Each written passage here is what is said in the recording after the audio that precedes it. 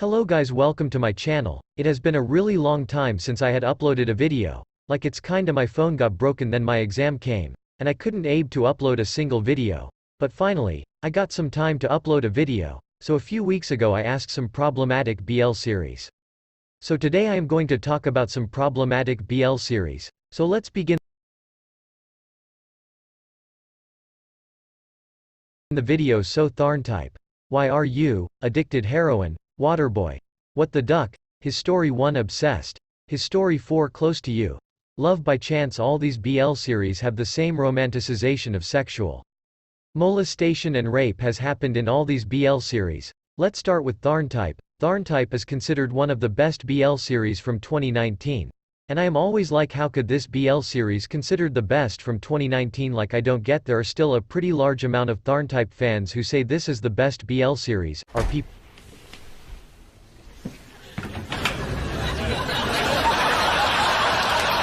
dumb? Or ignorant of the whole Tharn molesting type, both in the bathroom and while he was drunk? And they handled type being a rape victim very poorly. Like type was raped in his childhood, he was traumatized throughout his childhood, and he also became a homophobe due to this. He hated Tharn so much, and out of nowhere type is ready to do sex with Tharn. Like honey, what? That's not how it works. And once again, villain like Lung never gets an actual punishment, like what he did to Earth, and he almost killed type.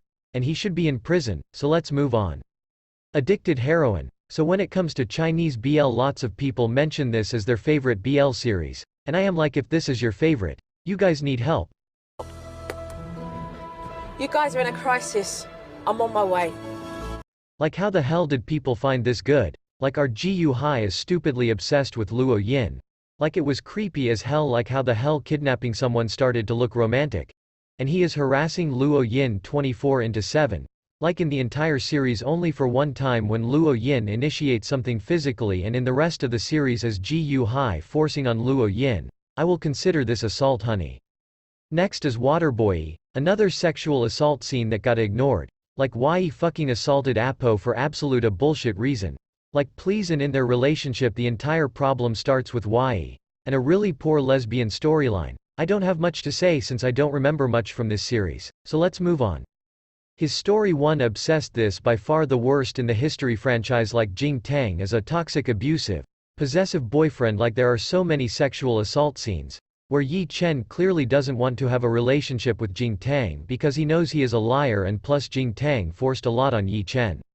Let's move on. Love by chance. I really don't care much about the main leads since both of them are typical BL series cliché characters, but both Pete character is kinda annoying. Like he is a guy in last year of a teenager and acting like a 4-year-old kid, and Ken is also too immature for his age. So let's talk about my main problem, Kankla and Techno. I will never going to understand this trope of raping a guy so he will fall in love with him, and if I remember clearly Techno brother knows that Kankla was planning this?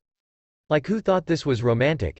Like it was a clear-cut rape. It wasn't even. Both were drunk and got confused. Kankla made a full plan to rape Techno so they could be together. And in the second season they become boyfriends without any character development of Kankla. Like please, these writers needs to stop this. Let's move on. His story 4 close to you. Another series where the side couple ruined the show. I really love the chemistry of both the couples, but what the fuck was the story for the side couple? How did the writers decide to add all the problematic tropes in one BL series? Firstly, that I am not gay. I just only like you trope, and that overly possessive boyfriends trope, and the whole top or bottom discussion for the main leads, and every other problematic trope for our side couple. Like firstly, they were stepbrother.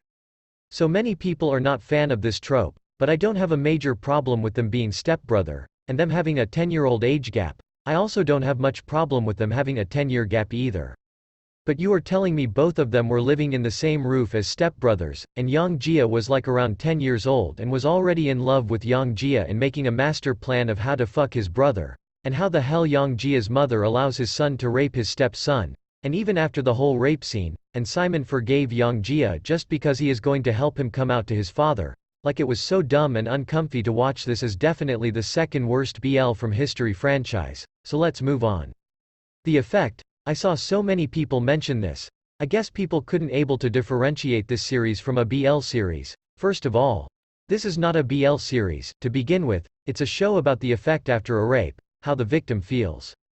In the series, the rape was not romanticized, instead it show how the real rape scene looks, because in the BL series it's quite common for the main lead to rape the other guy so that guy would fall in love with him. But the reality is way too dirty. That's not how it works. I love the whole breakout a scene of Shin who couldn't handle all the pain and humiliation after Kang raped him, so he tries to attempt suicide. This show is an eye-opener to fans who romanticizes those sexual assault scene. Dark Blue Moonlight. This is a Taiwanese BL series. Like the whole show is about his cheating. Like the main lead falling with a total stranger whom he didn't even know his name. And he still chose this guy over his boyfriend. Like what the hell is this?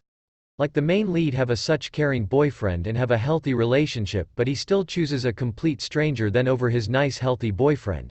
I get it, they want to make the series little bit realistic but ended up creating a mess.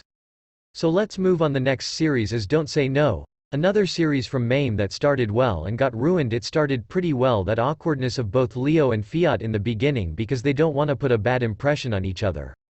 But then the entire series started to revolve around Fiat's past, like every fucking thing is happening due to Fiat sleeping with guys and it's all Fiat's fault and he has to apologize for everything.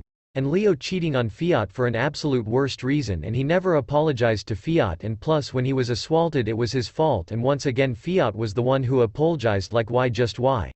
So that's the end of the video. Hope you guys enjoyed the video, and tell your opinions in the comment section.